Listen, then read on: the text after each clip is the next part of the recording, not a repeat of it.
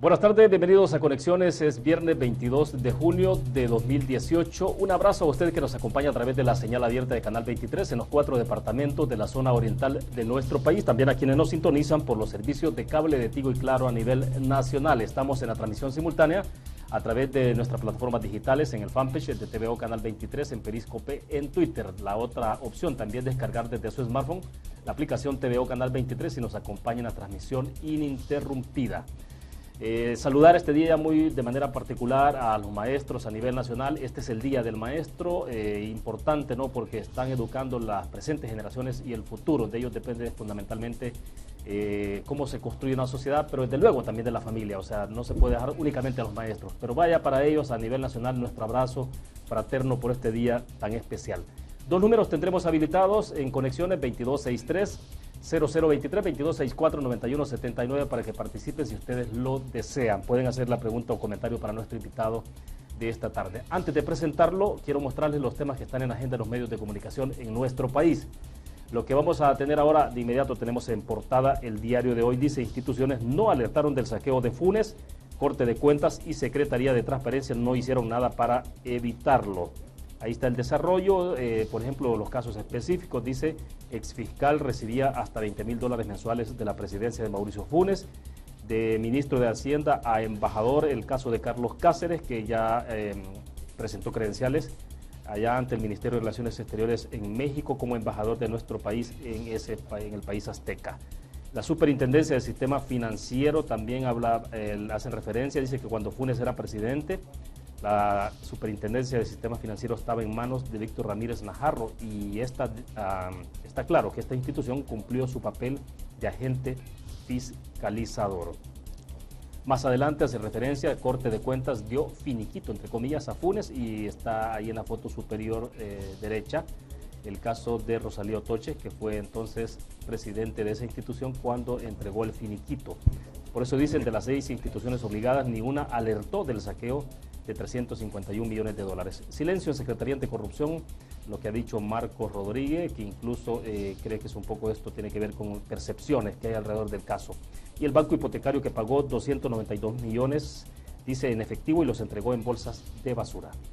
Aquí el seguimiento, el gobierno que minimiza el caso Funes y lo tilda de percepción. Hacienda dice que no tiene facultad para definir uso de los fondos. La prensa gráfica: buscan a Carla Ayala en cementerio clandestino. El juez dice que testigo abrió esa posibilidad. La foto destacada tiene que ver con la denuncia de vejaciones a niños migrantes allá en McAllen, en el centro de detención, donde hay más. Ahora se ha confirmado que no son 93 niños, sino que son cerca de 190 más o menos menores salvadoreños que están en esa condición de detención y separados de sus padres. Buscan a Carla Ayala en supuesto cementerio clandestino del GRP. Esto sería sin duda alguna gravísimo, porque se trata de un cementerio clandestino que se le está atribuyendo al entonces Grupo de Reacción Policial. Juez instructor confirmó que la agente recibió un disparo en la cabeza. Coincide en que las evidencias apuntan a que está muerta, es la versión de la prensa gráfica. Deportan y capturan a policía que ayudó a escapar a Samurai. También tiene que ver con el caso que estamos planteando.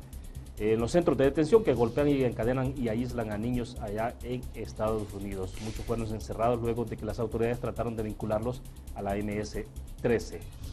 Y aquí se está diciendo que se confirma, bueno, son 180 niños salvadoreños separados, pero el dato va creciendo porque el gobierno de nuestro país no tenía ninguna información. Ayer daban un dato preliminar y ahora se está diciendo que son 180, quizás pueden ser más al final, porque no solo hay un centro de detención.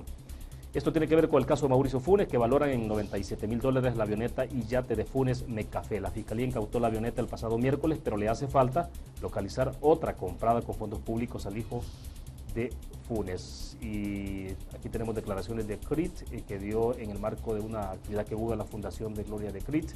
Dice que se hayan robado 350 millones, da vergüenza. Este es otro tema que está en agenda también, tiene que ver con la ley de agua, que se debate entre la supuesta privatización y la politización del caso. Bukele, que anuncia alianza con el Cambio Democrático para lanzar candidatura, lo confirmó anoche a través de una transmisión de Facebook Live, donde ha confirmado entonces, dice él, esa solución es una alianza estratégica con un partido con el que siempre hemos tenido coincidencias programáticas, una alianza con Cambio Democrático. Justamente ya hoy aparecen los videos cortos donde Nayib Bukele hace declaraciones diciendo de que en aquel momento, decía en el pasado, que no iba a correr con ningún otro partido político porque todos los tradicionales tenían un pasado ya prácticamente oscuro. Pero bueno, hoy parece que ha tenido que tomarse un poco las palabras. Diario El Mundo, Estados Unidos no informa del destino de niños migrantes al país, la polémica también que se ha dado sobre el caso, Nayib Bukele que confirma la alianza con Cambio Democrático y que mientras tanto está restando valor a la certificación de su caso a la Fiscalía, y esto porque la Sala de lo Constitucional, más bien Corte Plena, si bien no lo procesó por el tema que tiene que ver con la transparencia y manejo de fondos, sí dijo de que habían algunas posibles irregularidades que llevan a evasión de impuestos, a un posible delito, y trasladó el caso entonces, eso lo decidió Corte Plena, de que fuera entonces a la Fiscalía General de la República. Eso es lo que está haciendo referencia. Bueno, en la parte inferior tenemos dirigentes en Estados Unidos que abandonan Nuevas Ideas por maltrato. Algunos están hablando también de supuestas irregularidades en el manejo de los recursos.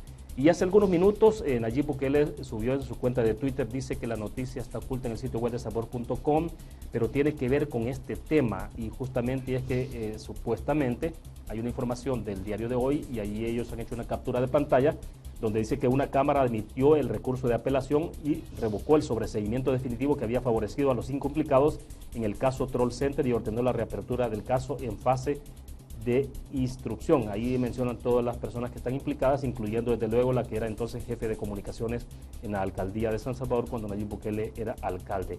La Cámara les ha decretado sobreseimiento provisional y dice en el caso de Hugo Gilmar Erazo, por ejemplo, es procesado por falsedad material. Y el fallo también ordena a la Fiscalía General incorporar nuevos elementos con la finalidad de realizar la reapertura del caso en etapa de instrucción. Pues bien, varios temas en agenda. Queremos agradecer esta tarde que nos acompaña en nuestros estudios en San Salvador Jorge Villacorta, analista político. Bueno, él fue fundador de Cambio Democrático. Buenas tardes, Jorge, bienvenidos, un gusto. Muy buenas tardes, es un gusto de estar en estos canales y dispuesto a aclarar algunas cosas que podamos hacer y otras, bueno, a orientar también a la población según nuestra forma de pensar sobre todos los temas que usted ha mencionado. Bueno, perfecto. Y vamos a entrar con uno que tiene que ver directamente, digamos, que, bueno, usted fue fundador de Cambio Democrático. Y no de Cambio Democrático, sino que viene de mucho más atrás, ¿no? Tiene una trayectoria. Recordemos que cuando se inicia el proceso ya democrático, inmediatamente después de los acuerdos de paz, ya formábamos parte primero del Movimiento Popular Social Cristiano, se incorpora junto con el MNR que dirigía Manuel Ungo, y también con la UDN, que Mario Iñada, ambos fallecidos, conformábamos el equipo, y se decide en un momento determinado cerrar los 3 partidos y convertirse en uno solo, y eso se llamó Convergencia Democrática. Posteriormente, por razones de perder las posibilidades de continuar con los partidos, se creó Cambio Democrático, sí, y en eso se ha terminado. Fuimos entonces fundadores de todo ese proceso. Pero yo sí quiero aclarar también a toda la población que a partir de que yo dejé de ser diputado al Parlace en el 2011, yo dejé de pertenecer a Cambio Democrático. O sea, yo no soy militante de Cambio Democrático y por consiguiente no estoy ni formo parte de ese partido ni de ningún otro. Yo colaboro con un organismo internacional que me exige, con toda razón, que no tenga ninguna relación partidaria porque se sirve a los partidos políticos. Claro, pero bueno, en todo su caso usted tiene un nivel de fuerte de solvencia moral en la medida en que usted fue fundador de lo que ahora es Cambio Democrático. Claro, o sea, que sí. En términos del espíritu del compromiso democrático y demás. Eso es importante, ¿verdad? Nosotros, recuerdo muy bien que con Héctor Dada en algún momento decíamos, Cambio Democrático es extremista, somos extremistas, pero extremistas en democracia, en la aplicación de la democracia. ¿Cuál democracia? La democracia representativa que está establecida en nuestra Constitución, donde hay definitivamente un Estado democrático de derecho, no cualquier Estado de derecho, sino que un Estado democrático de derecho, y esos eran elementos claves de principios ideológicos de cambio democrático que lo heredábamos de las experiencias anteriores. Jorge, esto implicaba entonces, desde luego, compromiso con democracia, compromiso con el Estado de Derecho, con el respeto a las leyes, el tema de la a los derechos humanos, inclusión, obviamente, la separación de poderes. No hay ninguna duda también que proponíamos un proyecto de carácter socialdemócrata, porque el partido era una conjunción de personas que históricamente habíamos sido social cristianos, como un servidor y como Héctor, Dada, Silva, Zamora, con otros compañeros que venían de democracia cristiana, como Toño Morales, como Duarte, Aquilino, me refiero, entre otros más. Por consiguiente, éramos una propuesta de izquierda democrática. Sí. Entonces, eso es lo que ha sido, y eso ha sido el planteamiento ideológico y político de lo que es cambio democrático hasta ahora. Ya siempre en el pasado uno preguntaba cuando estaba el doctor Dada, cuando estaba Héctor Silva, el fallecido Héctor Silva, entonces ahora ya está fallecido desde luego. Claro. Siempre preguntamos, bueno, tienen ideas bastante claras sobre lo que es el compromiso que tienen con este país en términos de la democracia, de cómo debe operar, y resultaban ideas muy desarrolladas, muy evolucionadas en aquel momento. Claro.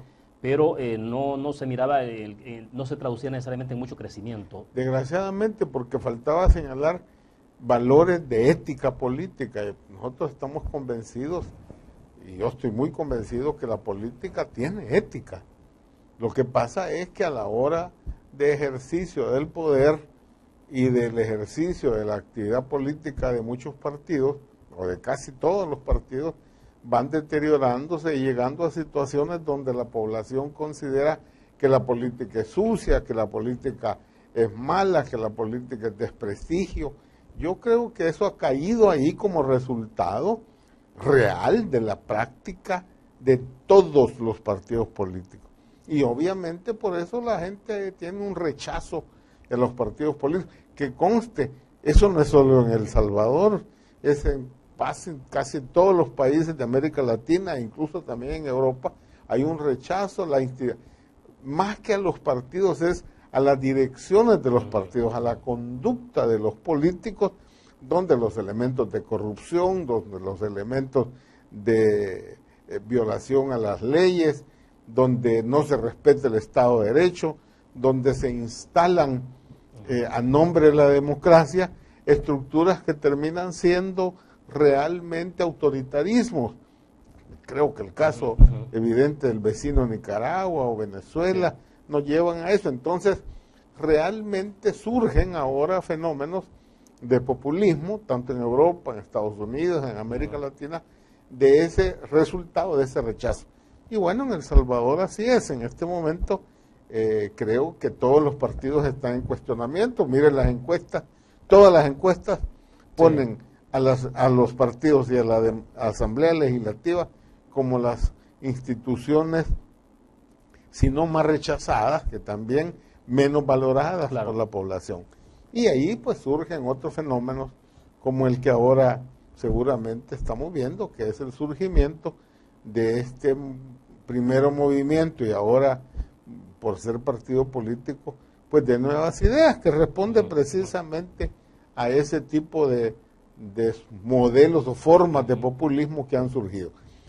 No hay duda que Nuevas Ideas recoge lo que un montón de la población rechaza la partidocracia, que no es más que el abuso de los partidos, rechaza la corrupción, que aquí estamos viendo en los periódicos ahora de un presidente que fue llevado por un partido político. Sí, pero hay otros que están incluso en la cárcel esperando juicios que pertenecen al otro partido político mayoritario, y luego el pasado. O sea, la gente deja de tener credibilidad en los partidos.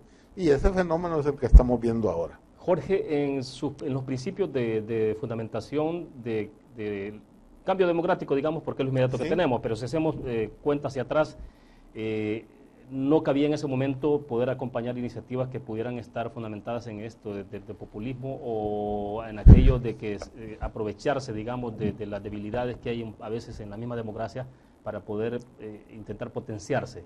Definitivamente no, William. Nosotros como insisto, nuestro proyecto político ideológico estaba, cuando construimos el partido, bien claro y bien establecido.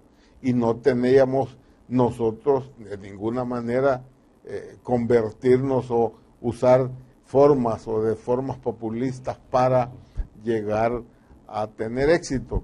Mire, desgraciadamente lo que nos tocó fue partidos políticos surgidos de la guerra, simplemente terminaron los combates, se aprobaron los acuerdos de paz, pero en la misma reforma se le dejó un sobrepoder a los partidos políticos y no se hizo la legislación correspondiente para limitar ese poder que se le da en el artículo 85 de la Constitución a los partidos, pero eso permitió construir todo un sistema manejado en base a los partidos políticos.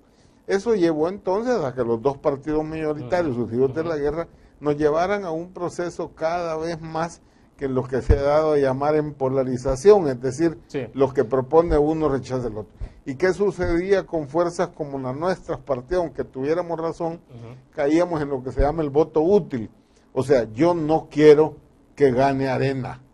Entonces, voto por Cambio Democrático, no, que mi voto no se pierda. Voy a votar por el FMLN porque me garantizo que de esa manera no gane Arena. Y al revés, yo no quiero que gane el FMLN. Pero entonces ustedes tienen razón, hacen un buen proyecto, pero yo lo que quiero es, no me queda más que votar para Arena porque no quiero que ganen el FMLN, los comunistas, lo que usted quiera, y los otros, los neofascistas, o lo que usted quiera, o de todos los epítetos que se tiraban un partido y otro. Y bueno, el voto útil fue poco a poco llevándonos a una posición limitada. Pero yo lo que sí quiero dejar claro es que cuando el señor Nayib hoy dice que comparte elementos programáticos de Cambio Democrático, a mí me sorprendió un poco porque yo no conozco los elementos programáticos, esa es la palabra que usa, programáticos de Nuevas Ideas, ni del señor Bukele. Eso, entonces es muy difícil valorar si los principios esos de Cambio Democrático coinciden o no con lo programático que es el señor Bukele, porque como yo no desconozco eso, no sé si será o no será así. ¿Usted conoce los principios programáticos de Cambio Eso Democrático? Sí, claro que sí.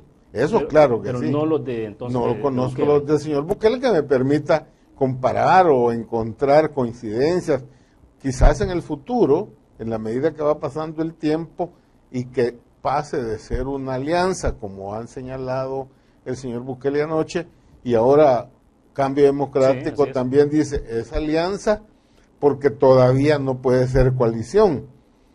Va a ser coalición cuando se legalice nuevas ideas, y tienen razón, porque las coaliciones, que conste, una cosa es una alianza, un arreglo, pero las otras es un documento, es un contrato entre dos fuerzas políticas que se inscribe en el tribunal, y ese pacto de coalición, así se llama, son aquellas condiciones que establecen entre partidos, que van desde cómo se reparte la deuda política, cómo se distribuyen los votos, si se va con bandera separada o con una sola bandera, todos esos elementos, y eso supongo yo que incluirán también algunos principios políticos e ideológicos que ambos partidos ofrecerán a la ciudadanía. Toda esa parte falta todavía. Ahora, cuando participó Rubén Zamora en la fórmula presidencial con el FMLN, ustedes hicieron una alianza, desde luego. Claro una que coalición. Sí. No solo una alianza, hicimos una coalición. Y fuimos con un pacto de coalición. Ahí no hay ninguna duda que habían una serie de conceptos políticos ideológicos que compartíamos, e incluso elementos programáticos de aquello que había sido en el pasado el FDR, al que éramos parte nosotros, y lo que era obviamente el FMLN, y recuérdese esa alianza FDR-FMLN, que fue la que llevó a los acuerdos de paz, que fue la que reconoció Francia y México, diciendo que esa era la alianza que tenía viabilidad, o mejor dicho, que tenía la capacidad, la seriedad para ir a acuerdos de paz. Entonces, veníamos de un proceso que nos conocíamos y habíamos compartido, como se dice, mesa y techo. Sí. Lo del hecho es otra cosa, pero techo y mesa definitivamente, y por consiguiente, el trasladar eso ya a la vida democrática no era una cosa extraña, al contrario, éramos una fuerza de izquierda y de izquierda democrática, el caso no es. De hecho, ahora es en esa época nadie objetaba tampoco, en aquel momento recuerdo que nadie objetaba ese tipo de entendimiento. No, pues, porque al contrario, era una expresión de lo que había sido aquella alianza que en el conflicto era FDR-FMLN y que ahora en la vida democrática que se asumía, en la que el Frente asumía su rol de partido político, claro, de transformarse de guerrilla a partido político, y nosotros que también ya habíamos sido inscritos como partidos políticos. Es decir, ambas fuerzas de izquierda asumíamos el rol que nos correspondía en la vida democrática que establece, insisto, una democracia representativa y, lo más importante, un Estado democrático de derecho. Ahora usted está viendo todo esto desde la barrera, ¿no? Está claro, del otro lado, definitivamente. Pero bueno, desde luego estamos consultándolo porque decíamos usted tiene ese peso moral y además de conocimiento, de convicción, porque es de los fundadores de todo lo que se expresa ahora como cambio democrático. ¿Se concebiría, a la luz de lo que usted conoce, de la experiencia de lo que ha sido cambio democrático, se concibe esta alianza o futura coalición entre Nayib Bukele y cambio democrático?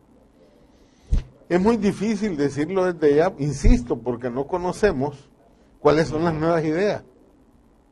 Entonces es muy difícil poder señalar por dónde puede caminar. Lo que sí aparece es que si uno revisa varias de las formas de operar de Nayib Bukele y de nuevas ideas, corresponden a elementos que tienen algunas experiencias de populismo.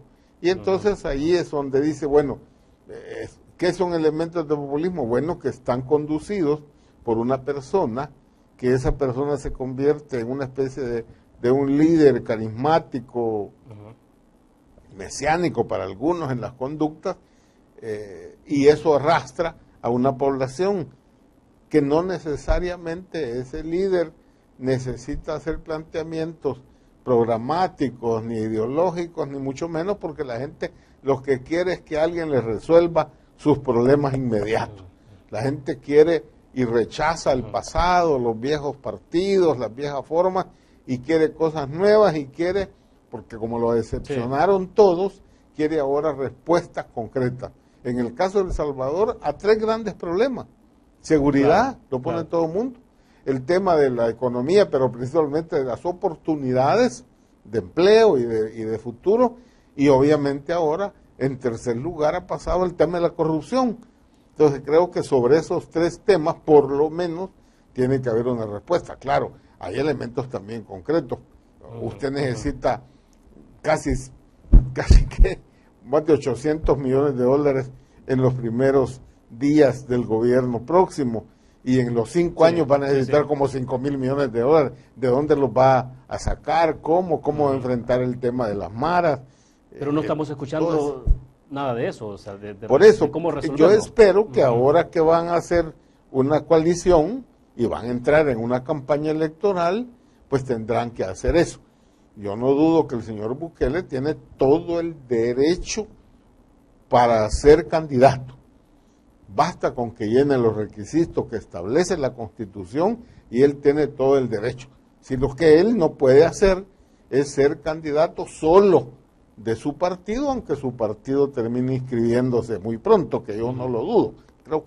Creo que Nuevas Ideas va a ser inscrito en los próximos días. Pero evidentemente no puede utilizar ese instrumento. No puede ser solo. Por eso el mecanismo de ir con cambio democrático, inscribirse, ir a primarias el día 15 de julio, si es lo que han programado, y a partir de ahí, ya a esas alturas seguramente estará por ser legalizada Nuevas Ideas como partido, y ahí pasar a ser una coalición. Ahí sí hay un pacto de coalición que debe de establecer elementos y a partir de ahí iniciar todo un mecanismo ya de campaña electoral, en la que obviamente Cambio Democrático tiene experiencia porque ha participado en muchas elecciones y por consiguiente tendrán que saber la forma en que se opera una campaña electoral.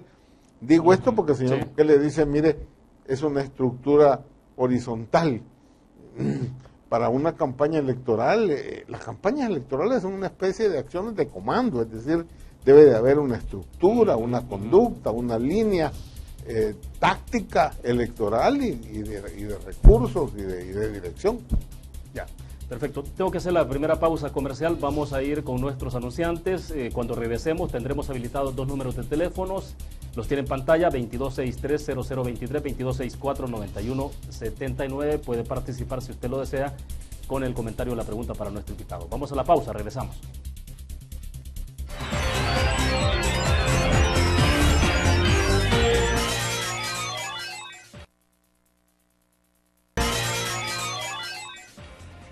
Continuamos en Conexiones. Jorge Villacorta nos acompaña en nuestros estudios acá en San Salvador. Bien, algunos nos están viendo a través de Facebook. Marta Chávez, Rosana Ramírez, Rick Zelaya, Daniel Pérez también, y hay otros más que están conectados con nosotros. Saludos, un abrazo para ustedes. De hecho, Rick Zelaya dice, ya decía yo, dice Cambio Democrático es un gran partido, y este señor hizo un análisis equivocado. Obviamente tiene que ver con un poco el desacuerdo con la decisión que está tomando en este momento la actual dirigencia de Cambio Democrático. No, yo no estoy en desacuerdo, ni mucho menos. Yo no, lo expresa el televidente. Claro. No, yo estoy al revés. Es importante lo siguiente. Yo creo que el hecho de que el señor Bukele haya decidido ir a inscribirse en un partido político legalmente inscrito y participar en internas de ese partido para ser candidato de ese partido y después en una coalición legal, me parece que es un paso importante, porque eso implica que el señor Bukele entra en el proceso de respeto a nuestra legislación electoral y por consiguiente al Estado Democrático de Derecho. Digo esto porque antes sus asesores o él mismo, algunos decían, no, si con los 200,000 firmas que tiene, a él tiene que ser candidato de su partido, aunque la ley diga otra cosa. Eso me preocupaba porque decía, bueno, ya, si comenzamos así, ¿qué se puede esperar? Pero creo que es importante para la democracia, es una muestra a los ciudadanos que sí funciona el sistema y se respeta el sistema. ¿Y por qué? Ah, bueno, porque la misma persona pues, que cuestiona el sistema de partidos políticos y del tribunal y todo eso, ahora va a incorporarse como partido a un partido político y luego eso implica ir a primarias y olvidarse de que va a ir a los derechos humanos o a no sé qué organismo internacional. No, porque el derecho a ser candidato existe y va a serlo. Lo que no puede ser candidato solamente de su partido. Y claro, hoy ya están subiendo, inmediatamente se confirma que Bukele va en esa alianza o coalición, entonces le están sacando algunos sonidos o bytes de declaraciones que le ha dado, donde decía de que no iba a participar con partidos tradicionales porque eran la misma cosa, etcétera, etcétera. Sí, pero al dicen final, ahora, por tema de coherencia, ¿no? De que, bueno, dijo una cosa antes, ahora... Pero qué bueno, porque de todo aquello que dijo, que hacía uno preguntarse si respetaba o no el Estado de Derecho, ahora, como alguien me dijo, es que entra en el cajón de la democracia. Ah, qué bueno para el país. Es decir, todo el mundo tiene que entender que se respete el Estado Democrático de Derecho. Bien, tenemos a un televidente con nosotros en la línea. Buenas tardes, ¿de dónde nos llama? Le escuchamos, adelante. Buenas. Estamos al aire, díganos. ¿Aló? Sí, estamos al aire, a ver si nos ayudan en producción. ¿Sí? Estamos al aire. Sí, buenas tardes. Le escuchamos. Quería decirles, felicitar a el programa por todo lo que están diciendo, ¿va? Pero fíjese que yo hablo de San Salvador. Sí. Pero el señor Bukele, ese señor es mentiroso. Es mentiroso.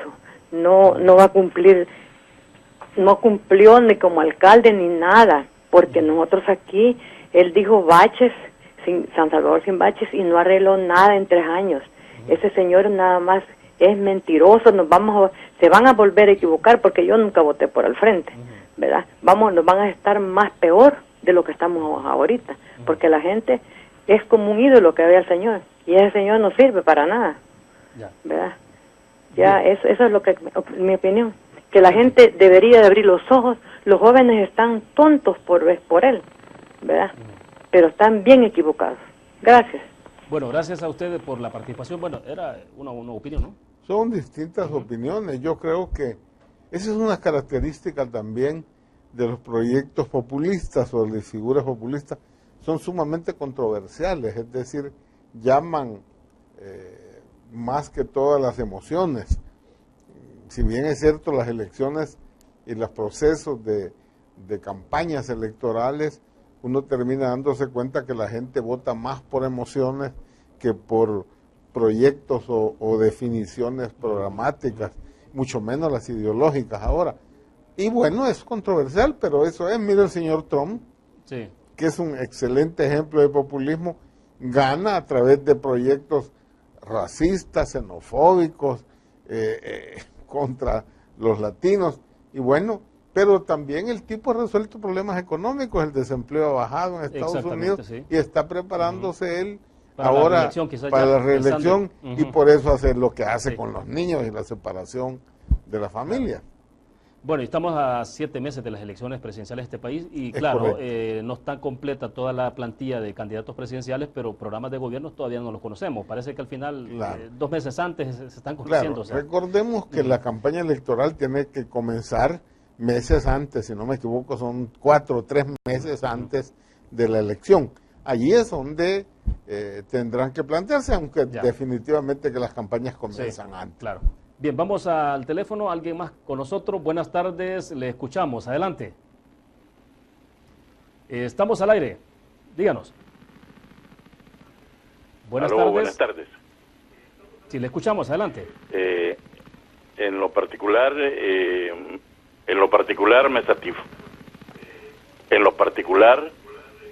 me satisface que el señor Nayib Bukele se haya decidido al final a aliarse con Convergencia Democrática.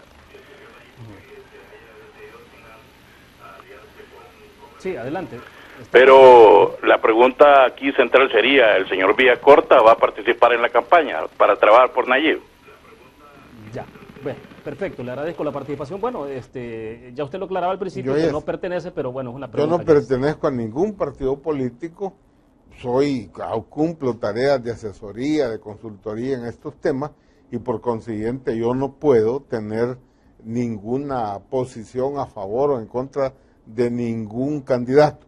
Por consiguiente, en la campaña electoral simplemente yo voy a ser otra persona más analizando las campañas y si va a ir a votar, y orientando. Ir a votar, sí, obviamente el voto pues es secreto, ¿verdad? Pero a votar, claro que sí, es mi tarea como ciudadano.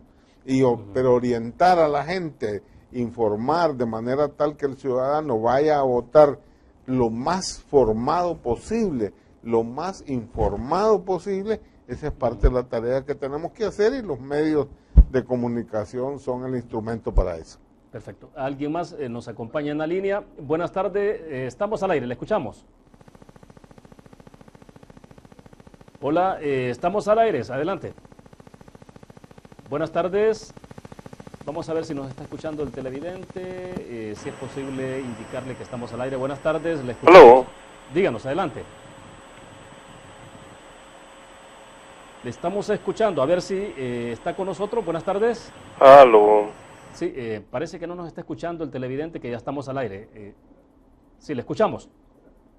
Estoy viendo aquí por televisión, pero no veo que me paguen la llamada. Sí, pero estamos al aire, le estamos escuchando por el teléfono y estamos al aire. Buenas tardes. Sí, adelante, díganos. Bueno, tenemos un pequeño dificultad técnica con el televidente. Sí, quería dar mi opinión que respecto a don Jorge Villacorta, que yo lo admiro mucho en sus análisis que hace, porque es cierto que él ha sido de cambio democrático, pero lo veo que es neutral. Y quería dar mi opinión respecto a este candidato que llevan posiblemente, ¿verdad?, Nayib Bukele. Sí. Y veo yo que este señor ha actuado bien en la alcaldía de Salvador, que se puede decir que es El Salvador en pequeño, porque ha hecho unas obras que ningún alcalde las ha hecho. Yo nunca, ya soy un mayor de edad, ya tengo cerca de 70 años y no me ha interesado mucho la política, pero como lo menos que debe perder uno es la esperanza, y yo viendo tantas que han llegado, que yo con el señor Mauricio Funes tuve esperanza que nuestro país iba a cambiar, pero bueno, lastimosamente sucedió lo que sucedió, sí. Pero yo espero que este señor Nayib Bukele, así como se ha portado en la alcaldía, porque yo sin ningún pasionismo estoy hablando, porque vi que la señora anterior habló que no había hecho nada, y las obras ahí están, lo que él ha hecho. Y yo espero que, pues sí, el pueblo le ayude, pues, si llega a la presidencia, que todos compartamos, que no solo esperar de que el gobierno los dé, sino que nosotros colaborar con muchas cosas, pero dependiendo las como quiero decir, ideas que dé el gobierno, pues, porque los salvadoreños somos trabajadores, y si no nos hubieran saqueado tanto todos los partidos, como se dice, otro gallo nos cantara. Así es que yo lo felicito por este programa que están pasando, al señor Villacorta, que lo he visto muchas veces y me gusta cómo expone las cosas del país sin pasiones políticas como otros. Así es que yo lo felicito por esta entrevista. Perfecto. Pase buenas tardes. Buenas tardes a ustedes, gracias por la participación. Jorge, ¿tiene agregar algo lo que decía el televidente? Primero, muchísimas gracias por sus conceptos. La tarea que nos queda después de haber estado en partidos políticos es tratar de expresar nuestro punto de vista, en este caso mi punto de vista personal sobre lo que sucede en el país y la importancia de participar en los procesos electorales en los cuales todos tenemos que ir a votar, todos tenemos que votar, sí, pero informados, de manera tal que nuestra decisión sea consciente y, como usted muy bien lo dice, esperanzadora. La gente está esperando respuestas. Y bueno, falta todavía saber cómo se va a enfrentar, qué se va a plantear para resolver lo que la gente quiere. Insisto, la gente quiere que pueda salir de su casa tranquilo, que sus hijos puedan ir y volver, que puedan estar y moverse cuando quieran de un lugar a otro. La gente quiere seguridad, pero la gente también quiere las oportunidades de empleo. No puede haber un lío donde 50,000 muchachos salen todos los años y sin trabajo. Y por último, creo que lo que ha sucedido ahora, en el caso que la Fiscalía ha señalado del señor Funes, la gente queda absolutamente hastiada del tema de la corrupción. Si uno suma los millones de la corrupción señalados, solo lo que va hasta ahora, perdóneme, son más de $1,000 millones, sumados todos los señalamientos. Con esa cantidad, pues hombre, yo creo que tendríamos mejores servicios hospitalarios, seguramente mejores condiciones en las escuelas y obviamente un gobierno muchísimo más eficiente. Entonces la gente espera eso, que el gobierno realmente use los impuestos precisamente en beneficio de los intereses de la familia, del bolsillo, del estómago del ciudadano. De acuerdo. Una participación más y con esto cerramos las participaciones porque después creo que vamos a tener que ir a la pausa comercial. Buenas tardes. ¿De dónde nos llama? Le escuchamos. Estamos al aire, le escuchamos. Muy buenas tardes, William. Le hablo de San Salvador. Sí, díganos. Le hablo de San Salvador, William. Muy buenas tardes. Buenas tardes, adelante. Quiero decirle que a Jorge Villacorta yo siempre lo he visto muy sensato, muy racional. Lo felicito. Soy una persona que ya casi llego a los 59 años y todo el tiempo lo he visto racional y me gusta su forma de actuar y de pensar y de hacer las cosas como trabajó en política. Yo siempre en Cambio Democrático he tenido amigos y casi son de la misma secuencia del pensamiento de Jorge y los he visto siempre muy racionales, muy pensantes y muy coherentes, pero me llama la atención, yo escuché hoy las declaraciones o la conferencia que dio Juan José Martel y decía que están hablando de una posible alianza con Nayib Bukele. desgraciadamente Nayib Bukele no es nada coherente. Y entonces yo tengo el temor que los amigos de Cambio Democrático lleven al traste al partido con esta situación, porque yo vengo siguiéndole la secuencia a Nayib y sé muy perfectamente que él, cuando empezó con esta cuestión, no le daban los tiempos. No le daban los tiempos para actuar a donde él quería. Entonces esto se le ha vuelto una obsesión, y esa obsesión lo vuelve incoherente. Y esa incoherencia puede llevar al traste a algo que por muchos años han trabajado en Cambio Democrático. Desgraciadamente, si Cambio Democrático se presta para esto, pues quien se debe de meter a las líneas de Cambio Democrático es Nayib. No Nayib va a someter a Cambio Democrático, porque utilizaría el vehículo de Cambio Democrático para ir de candidato a presidente, y debe de someterse a la línea de Cambio Democrático, a ver si acepta.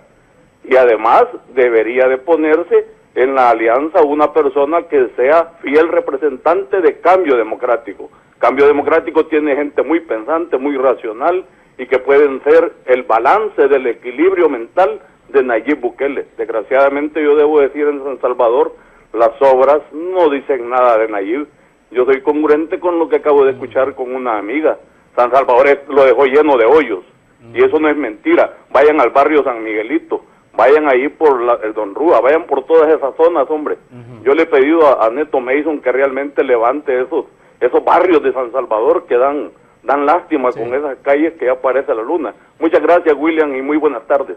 Perfecto, gracias a usted por la participación. Bueno, interesante el análisis que hace el amigo, ¿no, Jorge? Pero me interesó mucho y me llamó la atención la parte donde él reflexiona sobre esto de, bueno, que Nayib se someta un poco más, se someta más bien a los principios, convicciones de Cambio Democrático y no al revés.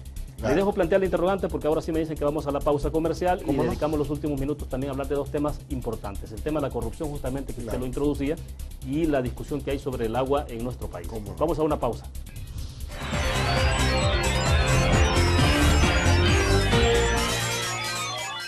Está atenta la gente de todos lados.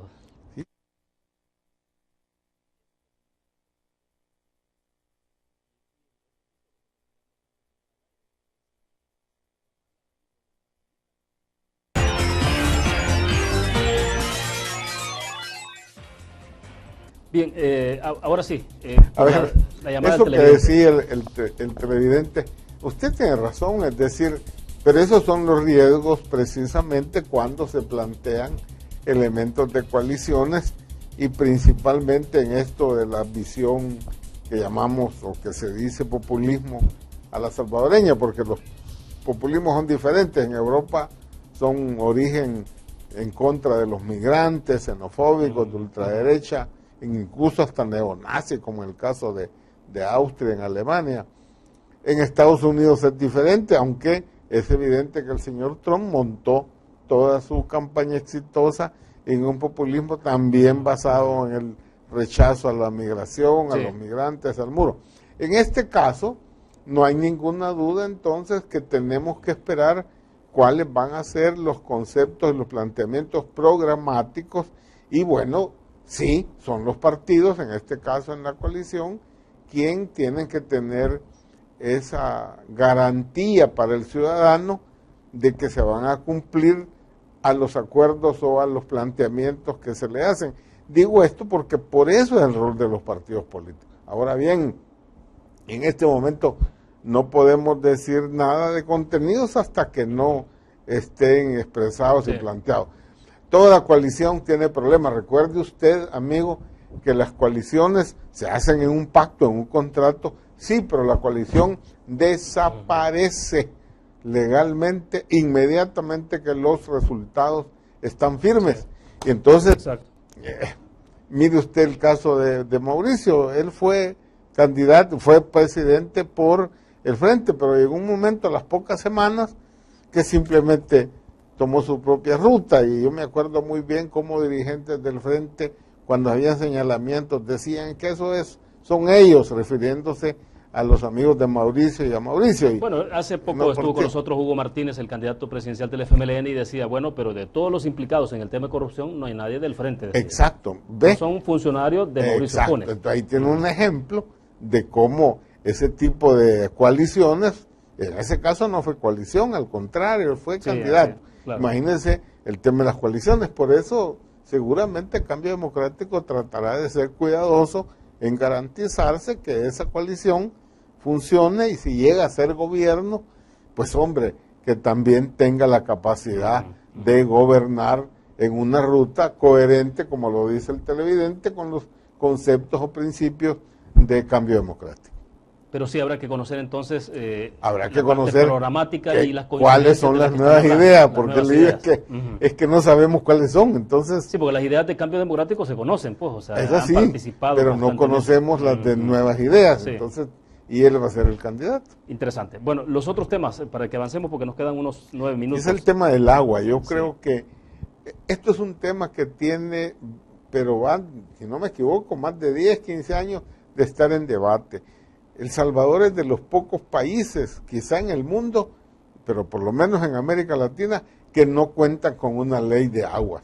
El agua es vida, el agua es el bien más importante, hasta en nuestro cuerpo somos agua.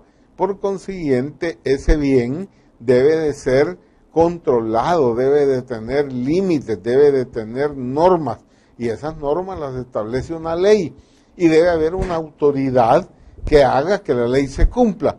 Esa autoridad tiene que ser el Estado. Claro, debe de haber una participación ciudadana, deben de participar todos aquellos que reciben un beneficio del agua individual para el uso humano, pero también en la industria, o la producción, o mejor la economía. ¿Cómo se arregla esas diferencias? Bueno, para eso es la autoridad, pero tengan en cuenta una cosa, debe haber también a la par un organismo interno de altísimo nivel científico, académico, que pueda decir que frente a un proyecto para instalaciones o lo que sea, hay o no hay agua, cantidad, establecerla, la calidad del agua. No solo es la cantidad, es la calidad de esa agua y del uso y de los vertidos. Todo eso debe ser regulado. Entonces, una ley debe tener un área específica de participación ciudadana, una cabeza que conduce eso y debe de aplicación de la ley, que es el Estado, y obviamente un organismo técnico científico de altísimo nivel cuyas decisiones sean vinculantes. Eso es lo que uno puede esperar de una normativa que tiene años. El FMLN tuvo oportunidad de aprobar eso hace 2 legislaturas. Sí, de hecho hay anteproyectos de ley, creo que hay 4 anteproyectos de ley que vienen de 5 anteproyectos, que vienen de hace ¿cuánto? 6, 7 años. Sí, claro, pero insisto, hace 2 legislaturas se avanzó en una cantidad gigantesca, más del 90% de los artículos. Allí pudo haberse aprobado. Desgraciadamente, al cambiar la legislatura, la nueva comisión dijo que no, que preferían ir a trabajar sobre el tema de la ley de protección a los animales, porque el tema este era demasiado controversial. Y entonces la comisión pasó, la de medio ambiente, más de un año en la discusión y el trabajo sobre la ley de protección a los animales. Ahora esta legislación, a demanda de Arena, la ha vuelto a plantear. Desgraciadamente la han planteado de nuevo en un marco electoral y planteándolo y usándola ya con señalamientos donde se dice privatizar el agua. El agua no se puede privatizar. Lo que están tratando de privatizar, si usted quiere, es el organismo que va a implementar la ley. Sí, el organismo rector. Y ahí es la parte interesante porque hay 5 representantes, ¿no? Y como se está planteando en esa propuesta, 2 serían de ANEP, 2 de Comures y 1 del gobierno. Eso es absurdo. Planteado de esa manera, perdóneme, es absurdo. Tienen que tener un planteamiento donde el poder, si quiere usted, claro, en consenso o en debate, debe de ser la autoridad del Estado, compartida, con presencia, pero no de una gremial empresarial. Carlos Calleja, el candidato de Arena, corrigió la plana de su partido. Pues ¿no? Yo creo que sí, creo que fue no compartía. Yo no sé a quién se le ocurrió hacer ese planteamiento, me parece honestamente exagerado, equivocado, pero ahí hay otras formas. Pero lo más importante, como le digo, es que la ley tenga que tener esa mesa de 3 patas. El organismo donde participan los ciudadanos, los sectores económicos y los consumidores, el organismo técnico-científico que establece las condiciones del agua, y segundo, la autoridad. Y por último, tengamos en cuenta, este país llueve suficiente, hombre, no somos desierto. El problema es que el agua se pierde y nos estamos debatiendo por el puchito de agua que nos queda toda contaminada, por cierto, y no nos damos cuenta que perdemos el agua porque no hacemos nada por retenerla. Hacemos muy poco porque el agua se entra al suelo, la napa freática. Al contrario, volamos los bosques. Se han volado el 60% de los manglares, dígame usted. Somos el país más depredado, el único bosque que nos queda es el parque cafetero, y hasta eso se está reduciendo. Entonces, no hay una conciencia de uso del agua. Y entonces, esta discusión, Jorge, ¿está contaminada por el tema electoral? Yo creo que sí. Porque bueno, este enfoque de la prensa me parece también relevante porque dice la ley de agua entre la privatización y la politización. Claro, más que la politización, no porque es político, es partidización. Electorera. Sí. Creo que ese sesgo electoral, desgraciadamente, echa a perder el esfuerzo que debe hacerse en una legislación que es importante para todos, porque todos dependemos, insisto, del agua, y el agua es vida. Ojalá en la comisión le bajen ese tono confrontativo, que ningún partido político quiera hacer uso de eso para recuperar imagen o cosas por el estilo, luchas de calle, etcétera, que creo que eso no lleva a nada y que debe de irse a una discusión seria. La comisión debe trasladar ese debate también en su momento a la ciudadanía, deben hacerse foros, eventos, participación de la ciudadanía, porque es un tema de todos. Y luego, no solamente, insisto, es el uso del agua, sino también qué vas a hacer con el agua que usas, qué pasa con la industria, cómo va a usar, cómo echa el agua a los vertidos, el tratamiento de aguas residuales, la contaminación por agroquímicos en la agricultura, todo eso debe estar regulado. Es mucho más denso, mucho más complejo. Y además el pago del agua, porque yo creo que la gente debe entender, llueve, sí señor, pero la tienes que pagar. El agua se paga. Y sobre todo que se está hablando de que anda hasta en quiebra y que además el metro cúbico de agua tiene un costo mucho mayor. Claro. Y es cierto, ¿no? En otros países el costo del agua es muy alto, así es. Alto. Pero entonces, bueno, ¿cómo se va a compartir eso?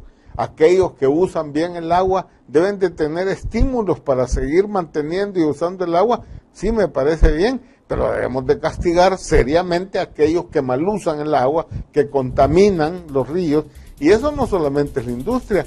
Usted le da oportunidad a una empresa que construya 600, 1000 viviendas, pero no resuelve dónde va a tirar las aguas negras y grises que produce. Entonces, todo eso debe ser regulado en una ley. Bueno, se nos fue el tiempo y no pudimos abordar con profundidad, digamos, el tema de la corrupción en este país. Eso lo vemos. Quedamos pendientes para otro programa. Claro, lo invito para más adelante que pueda participar. Y además, como el tema de la corrupción, el caso que estamos viendo está progresando. Sí, eso apenas comienza. Entonces, apenas comienza. Gracias, Jorge. A la orden, ¿no? Es un gusto, William. Gracias a los Perfecto. Terminamos de esta manera Conexiones. Gracias a ustedes que nos acompañaron. Que descansen el fin de semana. Nos encontramos el próximo lunes, 5 de la tarde. Así que se pueden dar gusto con los mundiales, el Mundial de Fútbol también. Hay partidos el fin de semana. Feliz descanso. Buenas tardes.